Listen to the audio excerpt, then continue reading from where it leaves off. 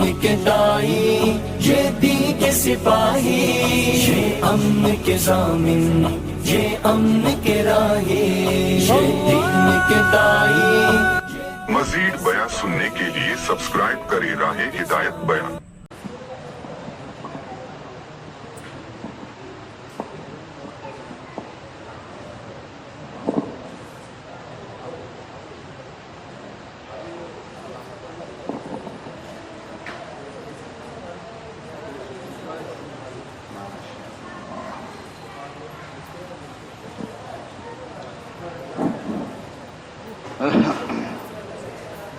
بلائیے حاجی صاحب کو آگے بلائیے انشاءاللہ۔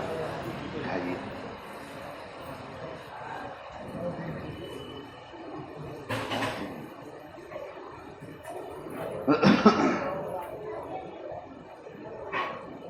نحمده ونصلي على رسوله الكريم اما بعد۔ آپ حضرات ماشاءاللہ یہاں جمع ہوئے، اگرچہ آج اجتماع کا دن نہیں ہے بھائی، اس کو اجتماع کا دن تو کب ہے؟ جمعے کے دن، جمعے کے دن اجتماع ہوتا ہے۔ دین کی بات آپ ہمیشہ سنتے ہیں، یہ دین کی طلب اور طلب کی علامت ہے۔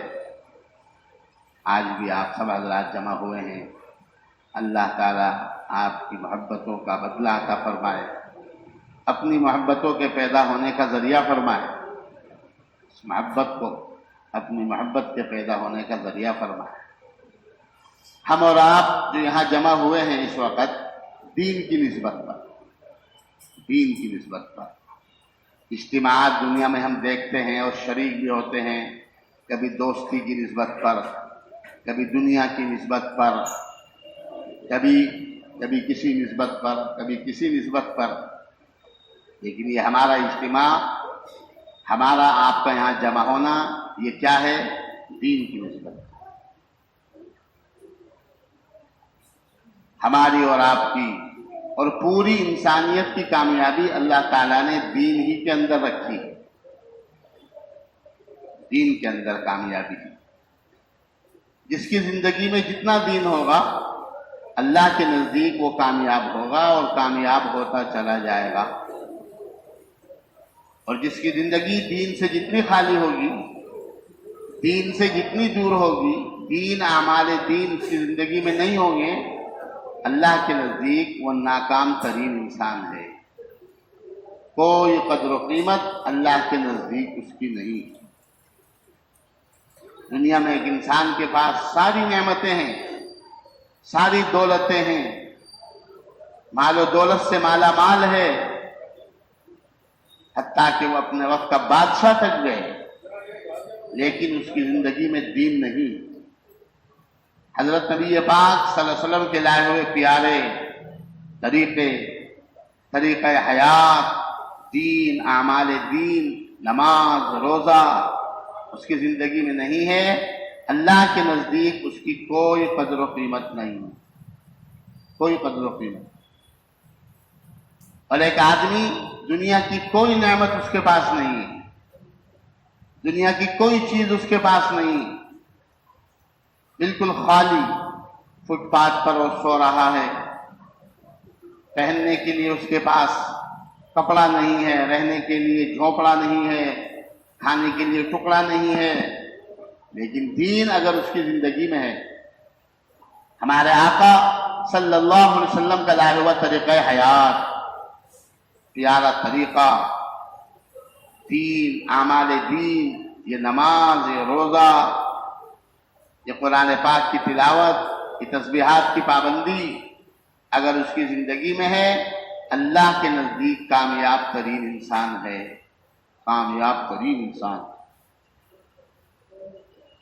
یہود اور نصارہ، یہود اور نصارہ، ہمارے سے پہلے دنیا میں دو قومیں آئی، یہودی حضرت موسیٰ علیہ السلام کے ماننے والے، اور نصارہ عیسائی، انگریز عیسیٰ علیہ السلام کے ماننے والے، یہود اور نصارہ۔ یہ کون لوگ ہیں؟ نبیوں کی اولاد ہیں۔ کیا لکھا علماء نے؟ یہود کے اندر 70,000 انبیاء ہیں، 70,000 انبیاء ایک اکیلی قوم میں، 1,00,000 میں سے نبیوں والی قوم کہلاتی ہے. لیکن حضرت نبی پاک صلی اللہ علیہ وسلم جو دنیا میں تشریف لائے، یہ مبارک طریقہ حیات لے کر، اپنا یہ پیارا دین لے کر، اور ان دونوں قوموں کے سامنے پیش فرمایا، ان کو دعوت دی، اس کو قبول کرے، اس پر چلیں. اس کو انہوں نے ٹھکرا دیا. دینی والی زندگی ان کی نہیں بنی، ایمان نہیں لائے، دین کو قبول نہیں کیا. کیا فرماتے ہیں اللہ تعالیٰ ان کے متعلق؟ کیا کہتے ہیں؟ اولئک حزب الشیطان الا ان حزب الشیطان هم الخاسرون. 1400 سال سے قرآن اعلان کرتا آ رہا ہے، قیامت تک اعلان کرتا چلا جائے گا. کن کے لیے؟ نبیوں کی اولاد کے لیے. نبی کی اولاد کے لیے اعلان ہو رہا ہے. یہ تو شیطانوں کی جماعت ہے. شیطانوں، اللہ ان سے ناراض ہے اور یہ اللہ سے ناراض ہیں. یہ لوگ جہنم کا ایندھن بنائے جائیں گے. کس کے لیے؟ نبیوں کی اولاد کے لیے. کیوں؟ کیونکہ دین ان کی زندگی میں نہیں. حضرت نبی پاک صلی اللہ علیہ وسلم کی دعوت کو انہوں نے قبول نہیں فرمایا، حضرت کے دین کو، مذہب کو قبول نہیں کیا. نبیوں کی اولاد. لیکن معاملہ کیا ہو رہا ہے؟ اللہ تعالیٰ ان کے متعلق کیا فرما رہے ہیں؟ نبیوں کی اولاد کے ساتھ، کیونکہ دین ان کی زندگی میں نہیں ہے. اور یہ یہود و نصارہ، کفار مکہ، حضرات صحابہ، ہمارے حضرات صحابہ، حضرت کے مصاحبین، حضرت کی صحبت کے لیے اللہ نے جنہیں قبول فرمایا تھا، صحابی رسول، اصحاب رسول. یہ کون ہے بھائی؟ یہ کون ہے؟ کفار اور مشرکین مکہ کی اولاد. وہ لوگ تو ایمان لائے تھے، وہ صحابی بن گئے. حضرات صحابہ کون ہیں؟ کفار اور مشرکین کی اولاد، گمراہ لوگ کی اولاد. گمراہی کا یہ عالم کعبہ مشرفہ اور کعبۃ اللہ اور بیت اللہ کے اندر بھی 360 بت رکھے ہوئے ہیں. روزانہ کا ایک نیا خدا. گمراہی کا یہ عالم کہ روزانہ کا ایک نیا خدا، روزانہ ایک نئے خدا کے سامنے ماتھا ٹیکتے تھے. کفر کا، ضلالت کا یہ حال. لیکن جب حضرت نبی پاک صلی اللہ علیہ وسلم تشریف لائے، اپنا پیارا اور مبارک دین لے کر، اور ان حضرات کو پیش فرمایا، حضرات کے سامنے رکھا، انہوں نے اس دین کو قبول کیا، اس کے مطابق اپنی صبح اور شام بنائی. دین، ہمارے دین ان کی زندگیوں میں آئے. قرآن کیا کہہ رہا ہے؟ رضی اللہ عنہم ورضوا عنہ اولئک حزب اللہ الا ان حزب اللہ هم المفلحون. یہ کامیاب لوگوں کی جماعت ہے، یہ اللہ کی جماعت ہے، اللہ والوں کی اور کامیاب ترین انسانوں کی جماعت. اولئک حزب اللہ الا ان حزب اللہ هم المفلحون. اور رضی اللہ عنہم ورضوا عنہ، اللہ ان سے قیامت تک کے لیے راضی، ہمیشہ ہمیشہ کے لیے، قیامت سے بھی آگے. اور یہ اللہ سے راضی. کس کے لیے اعلان ہو رہا؟ 1400 سال سے اعلان کرتا آ رہا ہے اور قیامت تک اعلان کرتا چلا جائے گا. بت پرستوں کی اولاد کے لیے. بت پرستوں کی اولاد، کفار مکہ، مشرکین مکہ کی اولاد. معلوم ہوا کامیابی ناکامی کا معیار اللہ کے نزدیک کیا ہے؟ دین. جو میں نے ایسا عرض کیا، ہماری آپ کی قیامت تک آنے والی انسانیت کی کامیابی کہیں کے اندر رکھی؟ دین کے اندر، اعمال دین کے اندر. اس کو اللہ نے کامیابی ناکامی کا معیار بنایا. حضرات صحابہ جو کفار اور مشرکین کی اولاد، بت پرستوں کی اولاد ہیں، اللہ کے نزدیک کامیاب ترین انسان ہیں، کیونکہ دین ان کی زندگی میں آ گیا. تو دین اگر بت پرستوں کی اولاد میں بھی آ جائے، وہ اللہ کے نزدیک کامیاب ہیں. اور دین کفار یہود و انبیاء کی اولاد میں بھی اگر دین نہ آئے، اللہ کے نزدیک ان کی کوئی قدر و قیمت نہیں، اللہ کے نزدیک ناکام ترین انسان۔ تو اللہ نے ناکامی کا معیار کیا بنایا تھا؟ دین جس کی زندگی میں آ جائے وہ کامیاب ہے، اور دین سے خالی جس کی زندگی ہو جائے وہ ناکام۔ اللہ اس میں ہمیں صحیح سمجھ نصیب فرمائے، اس کا استحضار کرتے ہوئے ہمیں زندگی گزارنے کی توفیق نصیب فرمائے۔ اللہ نے معیار کیا بنایا کامیابی کا؟ دین۔ اور ہم نے کیا بنایا اپنی کامیابی کا معیار؟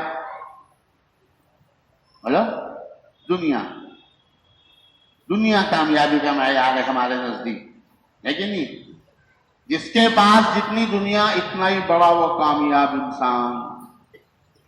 مالے گاؤں کی مین مارکیٹ میں جس کی دکان ہے بڑا کامیاب انسان ہے بھائی، اس نے تو اپنی دکان وہاں بنا لی، پہلے تو محلے میں تھی، اب تو وہاں ہو گئی مین مارکیٹ میں، اور پہلے تو ایک تھی اب دو ہو گئی، پہلے تو ایک تھی۔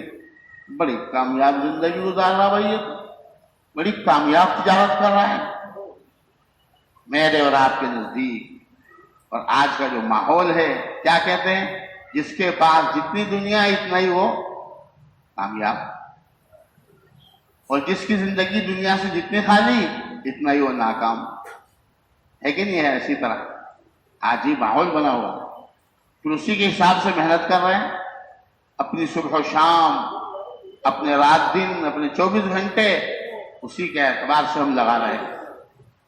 زندگی کے قیمتی لمحات جو اللہ نے دین کمانے کے لیے ہمیں دیے تھے، دین کمانے کے لیے آج ہم دنیا کمانے پر لگا رہے ہیں۔ دنیا کمانے، عامت انسانوں سے اگر ہم پوچھیں دنیا کی نعمتوں کے بارے میں، ہاں جی، دکان دنیا نعمت ہے، مکان نعمت ہے، دکان نعمت ہے، فیکٹری نعمت ہے، کارخانے نعمت ہے، بے شک نعمت ہے، ان کے نعمت ہونے سے انکار نہیں۔ یہ امر آخر ہے، کوئی چھوٹی نعمت ہے، کوئی بڑی نعمت، کوئی ہمیشہ کام آنے والی نعمت ہے، کوئی وقتی کام آنے والی نعمت۔ تو ہم نے دنیا کامیابی ناکامی کا معیار کیا بیانا؟ دنیا، جس کی زندگی میں جتنی دنیا اتنا ہی وہ کامیاب، اور جس کی زندگی دنیا سے جتنی دور، حالانکہ علماء نے لکھا، ہم آپ بھی سوچیں، دنیا اگر کوئی بھی کامیابی کی چیز ہوتی سب سے زیادہ کس کو ملتی؟ ہمارے آقا صلی اللہ علیہ وسلم کو سب سے زیادہ دنیا ملنی چاہیے تھی، کیونکہ ہمارے اور آپ کے اعتبار سے دنیا کے کامیاب ترین انسان ہیں ہمارے آقا صلی اللہ علیہ وسلم۔ یہ ہر ایمان والے کا عقیدہ ہے اور ہونا چاہیے۔ اس کے خلاف اگر کوئی عقیدہ ہو گیا، اللہ بچائے، تو ہمارا ایمان سلامت نہیں، ہمارا ایمان خطرے میں ہے۔ نبی کے متعلق ہمیں یہ عقیدہ بنانا پڑے گا۔ ہمارا یہ عقیدہ ہے، دنیا اور آخرت کے کامیاب ترین انسان ہمارے آقا صلی اللہ علیہ وسلم،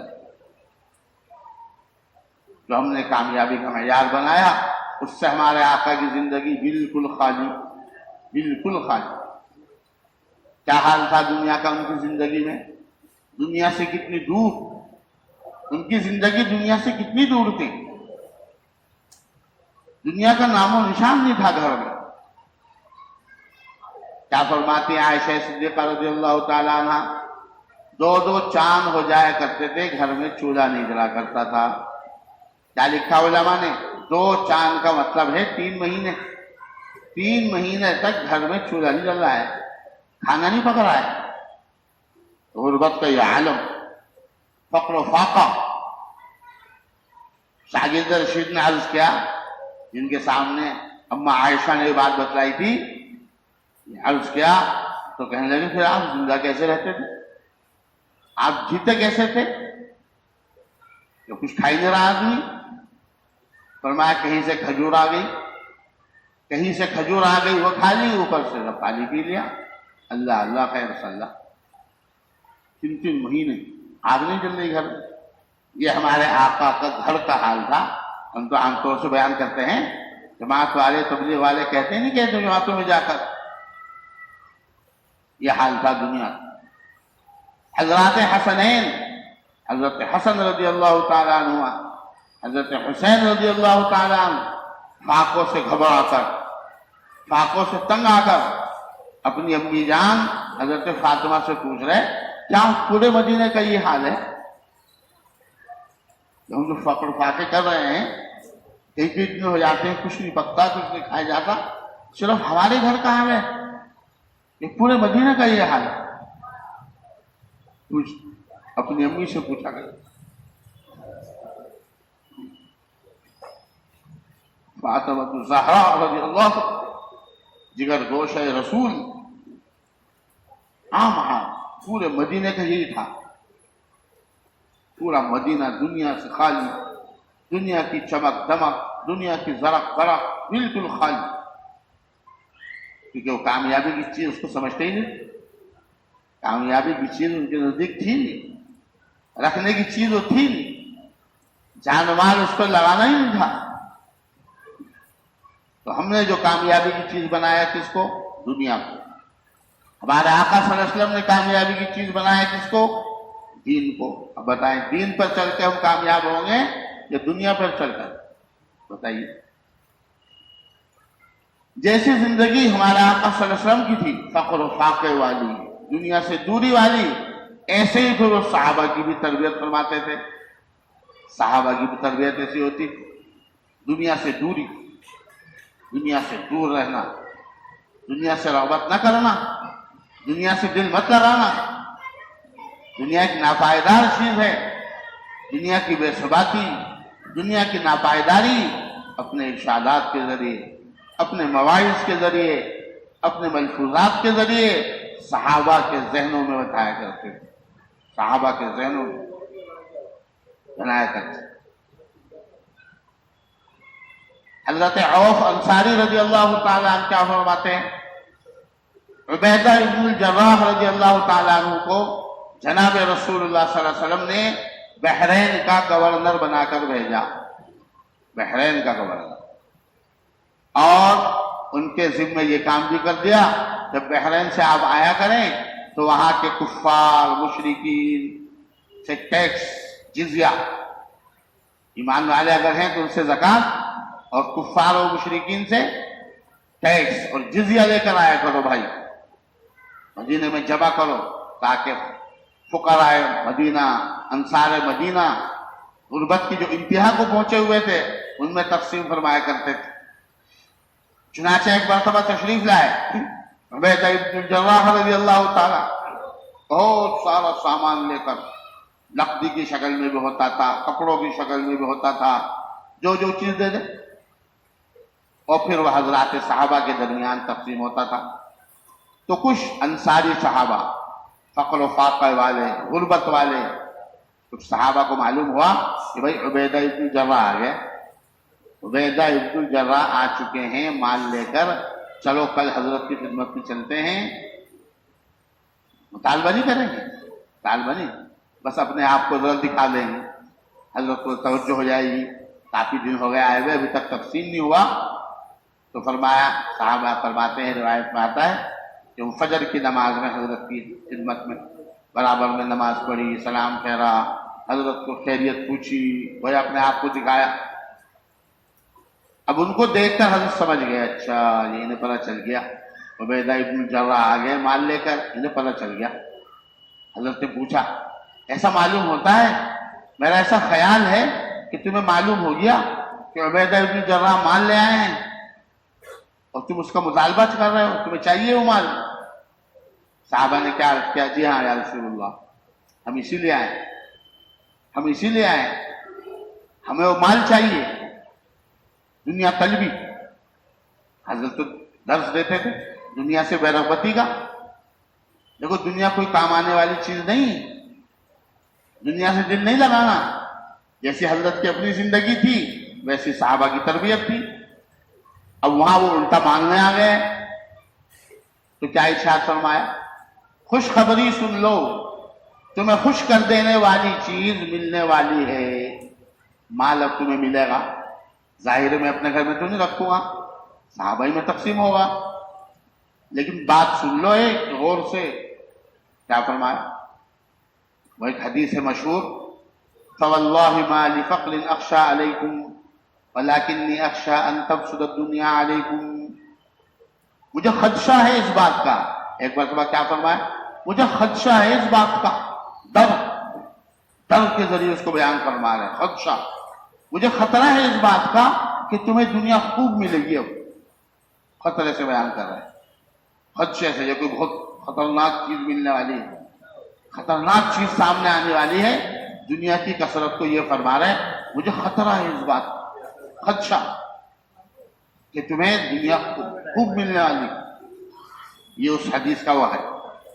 ان الفاظ کا جو پس منظر یہ ہے، وہ صحابہ آئے بحرین کا مال لینے کے لیے، اس پہ حضرت نے فرمایا اس کا مجھے اس کا اندیشہ نہیں ہے کہ تمہارے اوپر دنیا تنگ ہو جائے گی. اب تو تمہیں دنیا خوب ملنے والی ہے. فقر و فاقے تو پوری امت کی طرف سے ہمارے آقا صلی اللہ علیہ وسلم جھیل کر گئے، پوری امت کی طرف سے. غربت، فقر و فاقہ، ہم کیا جانے فقر و فاقہ، ہم کیا جانے فقر و فاقہ. صحابہ، حضرت نبی پاک صلی اللہ علیہ وسلم، آپ کے گھر کے لوگ، فقر و فاقہ تو انہوں نے جھیلا. اسی لیے تو پوچھ رہے ہیں حضرات حسنین امی جان سے، کیا پورے مدینے کا یہ حال ہے؟ کہیں کھانا نہیں بنتا، یہ ہمارے گھر میں نہیں بنتا؟ نہیں، پورے مدینے کا ہے، پورے مدینے کا یہ حال ہے. غربت، فقر و فاقہ، دنیا سے دوری ایک عام چیز تھی، ایک عام چیز. ایک حدیث شریف یاد آ گئی اسی میں. حضرت عائشہ فرماتی ہیں اس وقت تو ہماری زندگی بڑی عجیب و غریب تھی، سادہ، بالکل سادہ زندگی، دنیا سے بہت دور، فقر و فاقہ والی، سادگی والی. ایک دفعہ ایسا ہوا اسی زمانے میں، میرے پاس چھیٹ کا کپڑا، ایسے بیچ میں یہ بات یاد آ گئی فقر و فاقے کی، سادگی کی. چھیٹ کا ایک کپڑا، بہت معمولی پھول کا کپڑا ہوتا ہے، عورتیں پہنتی ہیں. چھیٹ کا کپڑا بھی ملتا ہے. میرے پاس کہیں سے ہدیے میں آ گیا، اس کا کرتا سلا ہوا، چھیٹ کے کپڑے کا کرتا سلا ہوا میرے پاس کہیں سے ہدیے میں آ گیا. بہت خوبصورت کپڑا تھا.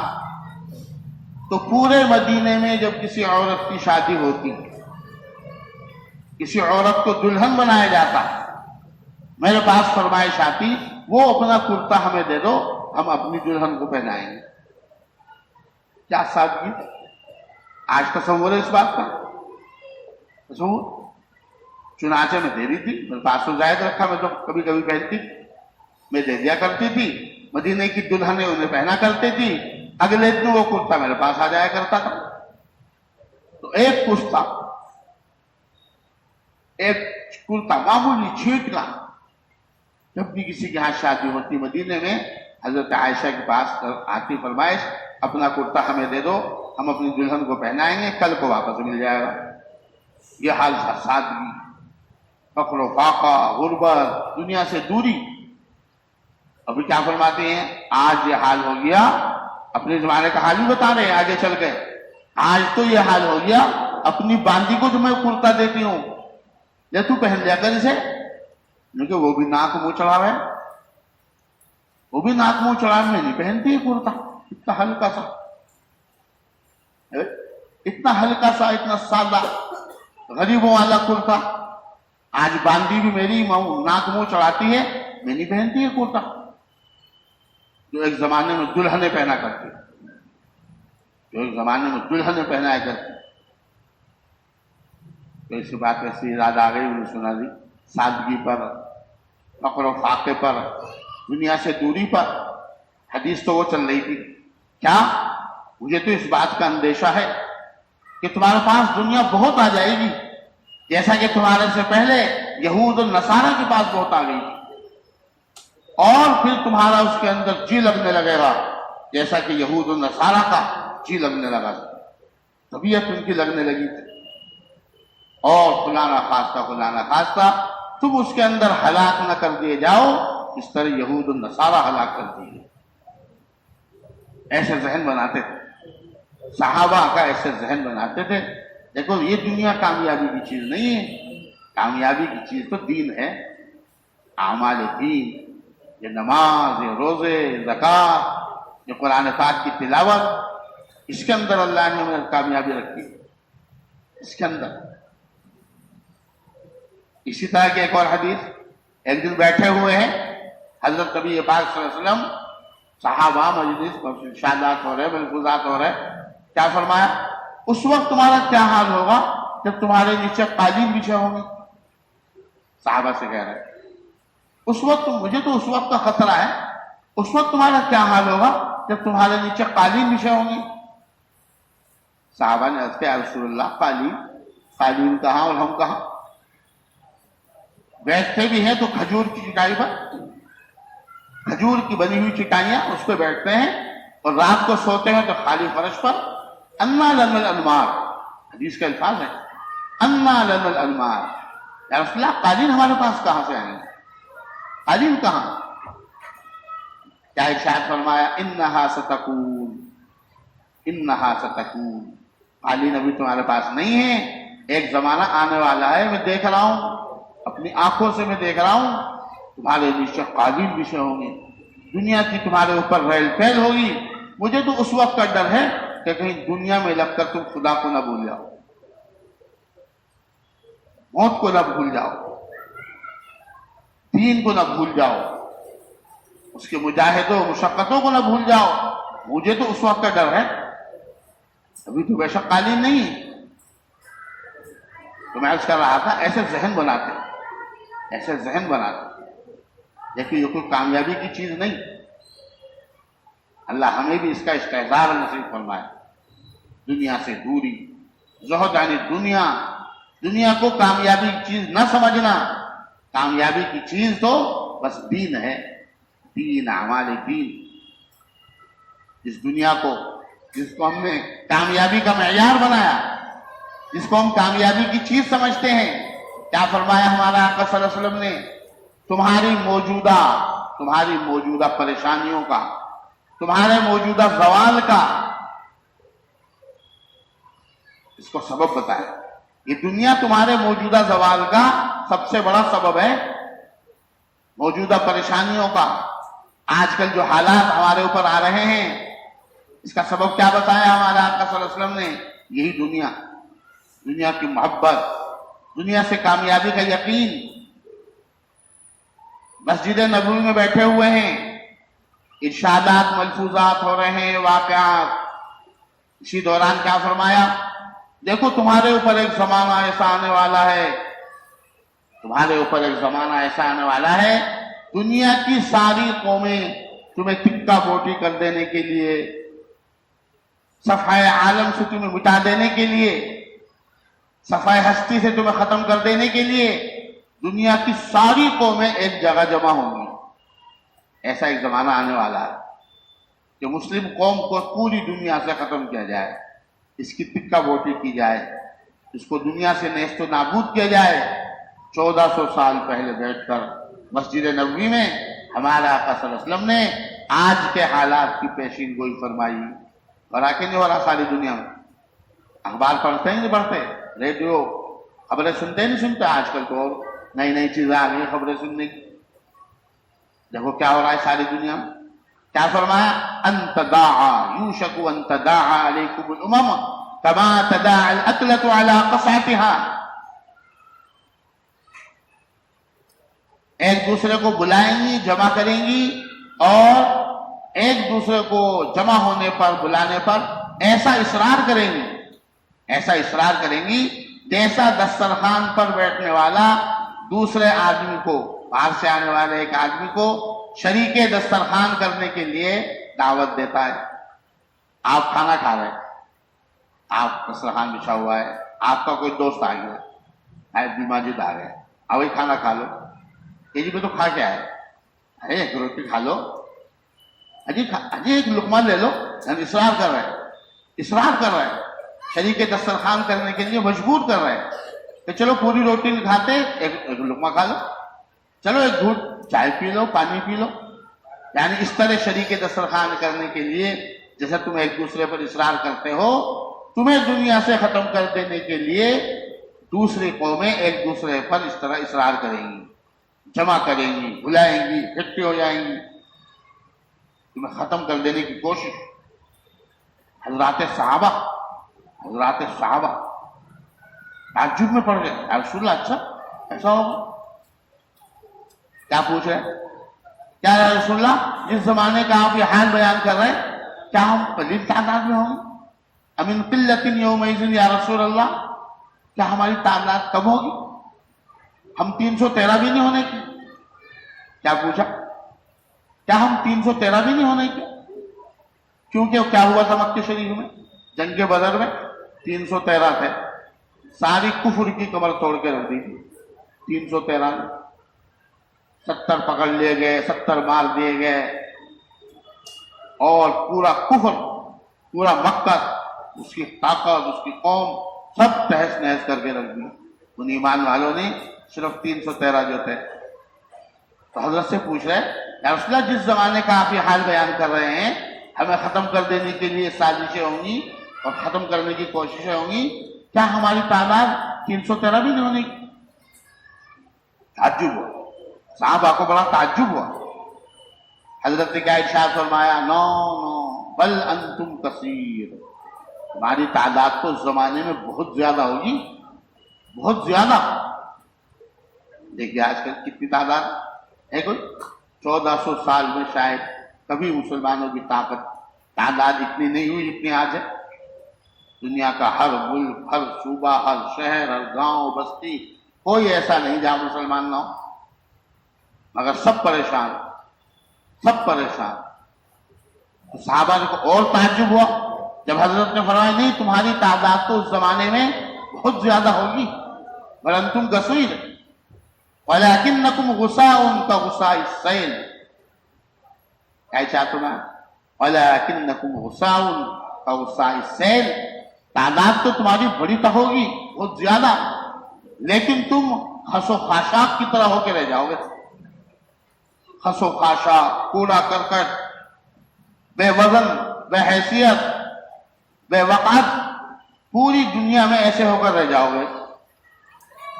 خس و خاشاک، کوڑے کا ڈھیر چاہے جتنا اونچا لگا لو، کوئی وزن نہیں، کوئی حقیقت نہیں، پانی کی ایک بالٹی ڈالو سب بہ جائے گا، سب بہ جائے گا 1 منٹ میں۔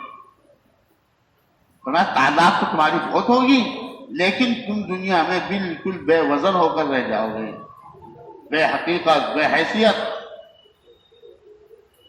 اس پر صحابہ کو تعجب ہوا، صحابہ نے اس کا سبب پوچھا، یا رسول اللہ اس کا سبب بتلائیے کیا ہوگا؟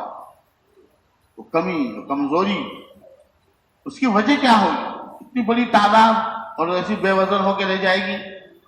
ہمیں دیکھیے ہماری جو تعداد تھوڑی ساری دنیا پہ بھاری ہے، جدھر کو بھی نکلتے چلے جائیں، فتح کرتے چلے جائیں۔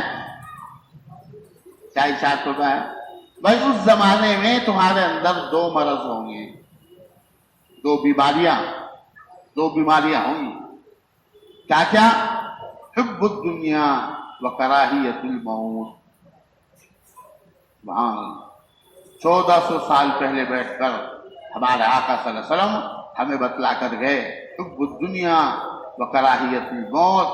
ایک تو تمہارے اندر دنیا کی محبت بھری ہوئی ہوگی، رگو ریشے میں دنیا کی محبت، بس دنیا دنیا، بس ہر وقت دنیا دنیا، اسی پہ جان لگ رہا، اسی پر مال لگ رہا، اسی پر صبح ہو رہی، اسی پر شام ہو رہی، کھا رہے کہیں کے لیے کمانے کے لیے اور کما رہے کہیں کے لیے کھانے کے لیے، دین کی محنت، دین میں لگنا، دین کے لیے نکلنا، اللہ کے راستے میں جان و مال لگانا تمہیں بھاری نظر آئے، تمہارے لیے مشقت والا عمل ہوگا۔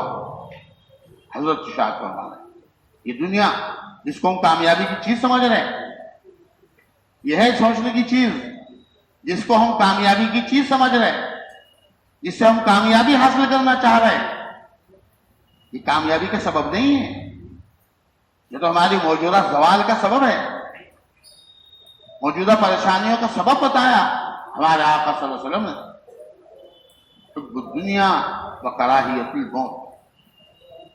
تو میں عرض کر رہا تھا دنیا سے ہم کامیاب نہیں ہو سکتے، ہم تو کامیاب ہوں گے دین کے ذریعے، حضرت رسول اللہ صلی اللہ علیہ وسلم کے لائے ہوئے طریقوں کے مطابق جو زندگی گزرے گی اس میں ہماری کامیابی. اللہ ہمیں اس کا استحضار نصیب فرمائے, اس کا یقین نصیب فرمائے. صحابہ کے دلوں میں یہ بات بیٹھ گئی تھی, حضرت نے بٹھا دی تھی, بس ان کی گھٹی میں ڈال دی تھی صحابہ. پھر ان کی زندگی ایسی بن گئی تھی جیسی حضرت کی زندگی تھی. ایسی تربیت کی تھی, ایسی تربیت کی تھی. ہر صحابی اسی پیمانے پر آ گیا تھا. دنیا ان کے قدموں میں آ کر ٹھہر ہوئی. قیصر کے سارے خزانے, کسریٰ کے سارے خزانے اللہ نے ان کے قدموں میں لا کر ڈھیر کر دیے, لیکن انہوں نے اس کی طرف نگاہ اٹھا کر نہیں دیکھی. پھر ایسی دنیا کی محبت نکلی دلوں سے, ایسی دنیا کی محبت دلوں سے نکلی. اس کا واقعہ ہے انہی کا, عبیدہ ابن جراح کا واقعہ ہے. دنیا سے دوری ایسا ذہن بنا دیا تھا ہر صحابی کا. دنیا دل میں ہی, دلوں سے دنیا نکال دی تھی, نکال کے پھینک دی تھی. دین پر محنت, دین سے کامیابی کا یقین. عبیدہ ابن جراح رضی اللہ تعالیٰ عنہ, وہی ان کا بھی ذکر آیا. حضرت نے بھی گورنر بنا دیا تھا بحرین کا. حضرت عمر رضی اللہ تعالیٰ عنہ کے زمانے میں بھی انہیں گورنر بنا دیا. عمر رضی اللہ عنہ نے ملک شام کا گورنر. اور شام کا علاقہ اس زمانے میں زبردست زرخیز علاقہ, مال و دولت کی ریل پھیل, مال و دولت کی بارشیں, بڑا عجیب و غریب ملک شام. آج کا ملک شام نہیں, اس وقت کے بڑے بڑے ممالک اس کے اندر شامل. شام, لبنان, اردن, فلسطین, ان 4 ملکوں کو مل کر یہ اسلامی ریاست کا ایک صوبہ ہوتا تھا ملک شام.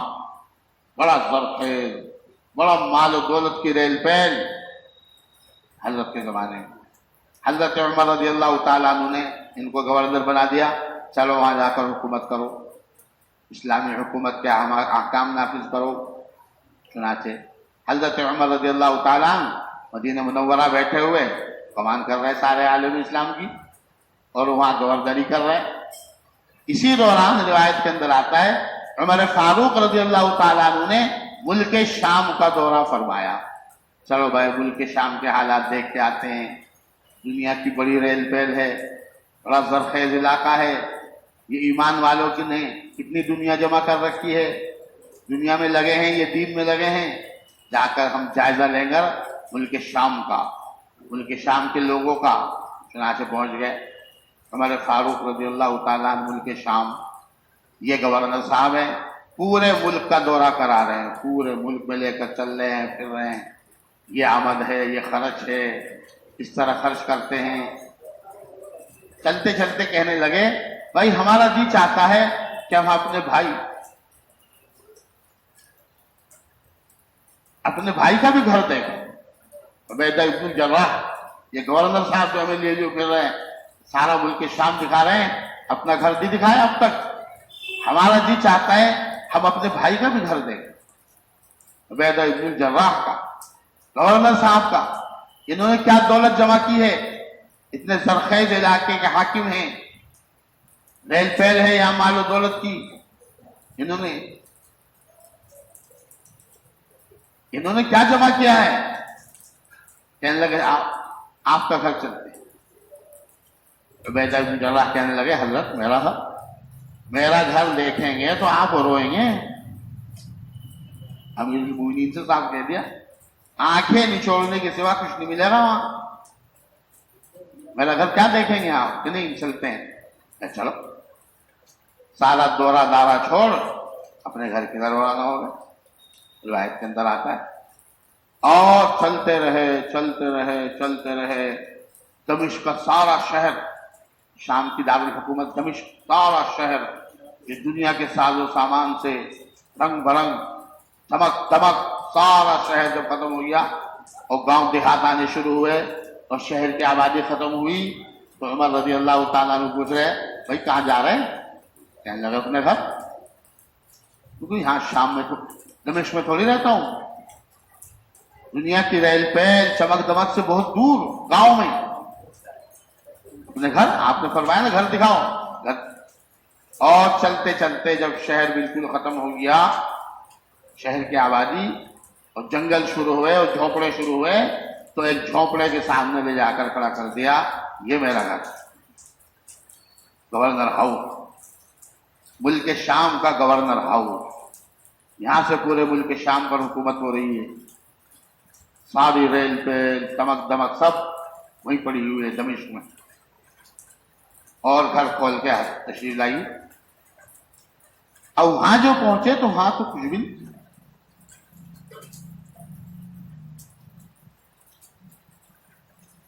ایک مسلح بچھڑا، ایک مسلح بچھڑا صرف گورنر ہاؤس میں۔ دیکھ کے اب بھی یقین نہیں آیا کہ کہنے لگے یہاں کیسے رہتے ہو، یہاں تو کوئی رہنے کی چیز نہیں ہے، کچھ بستر کچھ وہ کچھ ایک آدھ چیز ہونی چاہیے زندگی گزارنے کی، یہاں تم کیسے رہتے ہو، یہاں تو کوئی ضرورت زندگی کوئی چیز ہے نہیں۔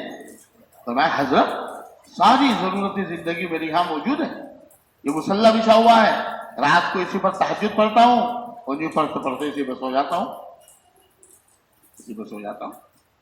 اور کھانے کا کیا کرتے ہو، کھانا کیا ہے، وہ درخت تھا، درخت کے اوپر تھا جھونپڑا چاروں طرف، درخت کی ٹہنی سے ایک پیالہ نکالا اور پیالہ نکال کے دکھایا، اس میں پانی اور روٹی کے چند ٹکڑے، ایک روٹی اس کے اندر بھیگی ہوئی، یہ کھانا ہے، یہ میرا کھانا ہے۔ مجھے کاروبار حکومت سے فرصت ہی نہیں ملتی، صبح دمشق نکل جاتا ہوں، شام میں آتا ہوں، گھر والے تو یہاں تو یہ نہیں، اور سارے مدینہ شریف میں آپ کے پاس۔ پڑوس کی ایک بڑھیا، پڑوس کی ایک عورت روٹی پکا دیتی ہے 3-4 دن کی اکٹھی، جب تک وہ تازی رہتی ہے میں چٹنی سے کھا لیتا ہوں، اور جب سوکھ جاتی ہے بہرحال 2 دن میں 3 دن میں روٹی سوکھ جائے گی، پاپڑ سا بن جائے گا، تو اس کو دمشق جاتے ہوئے صبح کو گورنری کے لیے صبح کو پانی میں بھگو کر چلا جاتا ہوں، رات کو آ کے اسے کھا لیتا ہوں۔ اور عبیدہ بن جراح ملک شام کے گورنر، یہ حال دیکھا تو حضرت عمر رونے لگے، رونا تھا، رونا، تو فرمایا میں نے تو پہلے کہہ دیا تھا، میرا گھر دیکھنے کے بعد رونے کے سوا آپ کو کچھ نہیں ملے گا، آنکھیں نچوڑنے کے سوا کچھ حاصل نہ ہوگا۔ یہ تھے صحابہ، حضرت عمر نے فرمایا ابو عبیدہ ہم سب تو بدل گئے، تم نہیں بدلے، وہی طرز زندگی نبی والا طرز زندگی، نبی جس طرز پر ڈال کر گئے تھے، دنیا سے دوری، دنیا سے بے ثباتی، دنیا کوئی کامیابی کی چیز نہیں، جو ذہن بنا کر گئے، جیسے اپنے گھر کا حال یہ سارے صحابہ کا حال، سارے مدینے کا ایک ہی حال، سارے مدینے کا ایک۔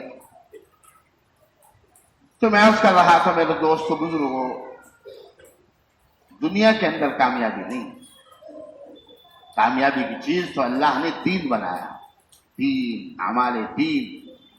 حضرت نبی پاک صلی اللہ علیہ وسلم جیسے یہ محنت کرتے تھے صحابہ کے اوپر، دین سے بے ثباتی، دنیا سے کامیابی کا یقین نہ ہونا، اس کے برخلاف یہ محنت بھی ہوتی تھی کہ بھئی اصل تو دین ہے، دین جس کی زندگی میں آ گیا بس وہ کامیاب ہے، بھلے ہی وہ بت پرستوں کی اولاد ہے، دین جس کی زندگی میں آ گیا بس وہ ہے کامیاب، اللہ کے نزدیک بھی اور دنیا والوں کے نزدیک بھی، بھلے وہ بت پرستوں کی اولاد ہے۔ اور دین سے جس کی زندگی خالی ہے،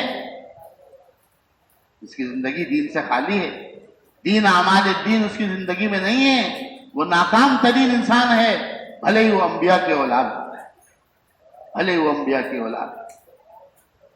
تو کامیابی ناکامی کا معیار دین اگر بت پرستوں کی اولاد کے اندر ہے تو وہ کامیاب، اور نبیوں کی اولاد میں بھی اگر دین نہیں ہے وہ ناکام۔ تو حضرت نبی پاک صلی اللہ علیہ وسلم صحابہ کا جیسا یہ ذہن بناتے دنیا کامیابی کی چیز نہیں ہے، ایسے ہی یہ ذہن بناتے کہ بھئی کامیابی کی چیز تو دین، اعمال دین، دیکھو جو دین میں لے کر آ گیا، میری شریعت، میرا قرآن، اللہ کے نزدیک اگر تمہیں کامیاب ہونا ہے اس کے ذریعے کامیاب ہو گئے، اس کو چھوڑ کر آپ ہرگز کامیاب نہیں ہو سکتے۔ تو صحابہ جب کامیاب نہیں ہو سکتے، ہم اور آپ کیسے کامیاب ہو جائیں گے؟ دین کے بغیر، اعمال دین کے بغیر۔ عمر رضی اللہ تعالیٰ عنہ کی کیا تربیت فرمائی، انہیں کیسے سکھایا، دیکھو دین کے اندر ہی تمہاری کامیابی ہے۔ کیا لکھا واقعہ، مدینے سے باہر کچھ باغات، کچھ کھیتیاں ان کی تھی، ہر ہفتے تشریف لے جایا کرتے تھے جمعے کے دن۔ جمعے کے دن عمر فاروق تشریف لے جایا کرتے تھے۔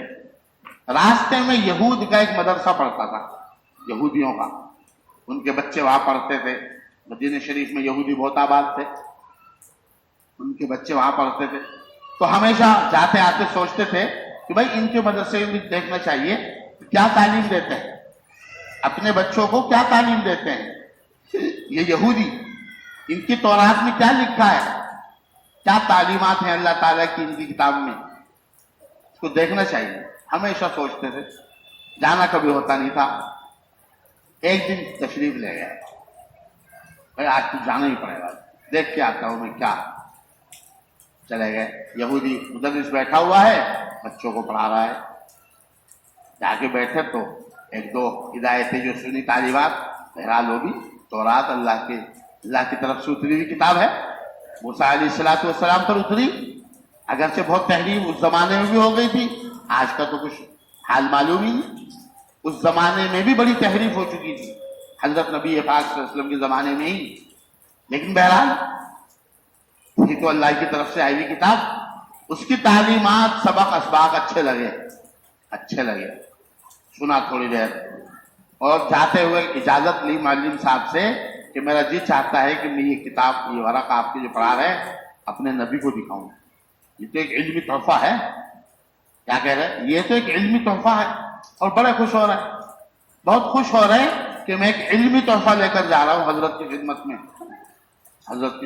ایک علمی تحفہ۔ چنانچہ لے کے رپورٹ لپیٹ کے جیب میں رکھا اور حضرت کی خدمت میں پہنچ گئے۔ وہاں مجلس شریف ہو رہی، وہاں تو ہر وقت ہی کام تھا، ارشادات، ملفوظات، صحابہ کا ذہن بنانا، صحابہ کی تربیت فرمانا، اور جاتے ہی بیٹھے اور اجازت بھی نہیں لی، حضرت میں ایک علمی تحفہ لے کر آیا ہوں، اور پڑھنا بھی شروع کر دیا، تورات شریف پڑھنی شروع کر دی حضرت کے سامنے۔ حضرت نے تھوڑی دیر تو سنا، اب حضرت ناراض ہونے شروع ہوئے، ابے قرآن آنے کے بعد اب تورات کا کیا مطلب ہے، تورات کی طرف خیال کیسے گیا ان کا، تورات کی طرف توجہ کیوں ہوئی، کیونکہ قرآن آنے کے بعد اب تورات کا کوئی کام نہیں، شریعت آ جانے کے بعد، شریعت اسلام، شریعت کی کتاب، میری کتاب، اب کامیابی اگر ملے گی تو قرآن سے، اس کا دھیان کیوں گیا ادھر؟ ناراض ہونے شروع ہو گئے، اور چہرہ انور سنو لال ہو گیا۔ کیا لکھا روایت کے اندر؟ غصے کی علامت تھی، شدید غصے کی علامت، خوبصورت سفید چہرہ انور، ایسا ہو جاتا جیسے لال انار، سرخ انار کے دانے چہرے پہ پکڑ لیے گئے ہوں، لال بالکل، اور چہرہ سرخ ہوا جا رہا ہے، اور عمر رضی اللہ عنہ پڑے جا رہے ہیں، انہوں نے دیکھا ہی نہیں چہرہ انور کی طرف۔ اب برابر میں جو ساتھی بیٹھے ہوئے تھے انہوں نے گھٹنا دبایا، کسی نے انگوٹھا دبایا، ارے حضرت کا چہرہ تو دیکھو، تم تو کچھ پڑھے ہی چلے جا رہے ہیں۔ اب جو دیکھا وہ بہت شدید ناراض ہونے پڑے گا، اور جلدی سے لپیٹ کے ورقے کو اندر رکھا، اور حضرت کے غصے کے زائل کرنے کی جو دعا اس وقت آتی تھی، رضینا باللہ ربا، رضینا باللہ ربا وبالاسلام دینا وبمحمد صلی اللہ علیہ وسلم رسولا ونبیا۔ حضرت کو جو غصہ آتا تھا تو صحابہ یہ دعا پڑھا کرتے تھے جس سے غصہ زائل ہو جاتا، چہرہ انور اپنی حالت پر آ جاتا، غصہ ختم ہو جاتا۔ حضرت عمر نے پڑھنا شروع کی اور صحابہ نے، और जनाब आली गुस्सा ख़त्म हुआ, सब ज़ाहिल हुआ। अब हज़रत उमर रज़ियल्लाहु अन्हु की तरबियत फरमाई, उनको बताया कि क्या लिए फिर रहे हो तौरात, मेरे आने के बाद तौरात से कामयाबी मिलेगी तुम्हें कोई? याद रखो मेरा दीन आ जाने के बाद मेरा कुरान, मेरी शरीयत, दुनिया के जिस इंसान को भी कामयाब होना है मेरे दीन, मेरे लाए हुए इस दीन के जरिए अल्लाह के नजदीक कामयाब होगा। इसके अलावा किसी चीज के अंदर भी कामयाबी नहीं रखी। और सुन ले उमर, अगर मूसा अलैहिस्सलातु वस्सलाम भी आज अगर जिंदा होकर आ जाए और वो भी अल्लाह के नजदीक कामयाब होना चाहें, तौरात पर अमल करके कामयाब नहीं होंगे, मेरे कुरान के जरिए कामयाब होंगे। वो अल्लाह के नजदीक कामयाब होना चाहेंगे, मूसा अलैहिस्सलाम जैसा नबी, अंबिया में तीसरे नंबर पर जिसका दर्जा आता है, सबसे पहले इब्राहिम अलैहिस्सलातु वस्सलाम, उनके बाद हजरत नबी पाक सल्लल्लाहु अलैहि वसल्लम, और तीसरा नंबर मूसा अलैहिस्सलाम। मूसा वो भी अगर अल्लाह के नजदीक कामयाब होना चाहेंगे तो मेरे कुरान के जरिए, मेरे लाए हुए दीन के जरिए, मेरी शरीयत पर अमल करके, ठीक है ना, समझ में आई बात? फिर हम कैसे कामयाब हो जाएंगे?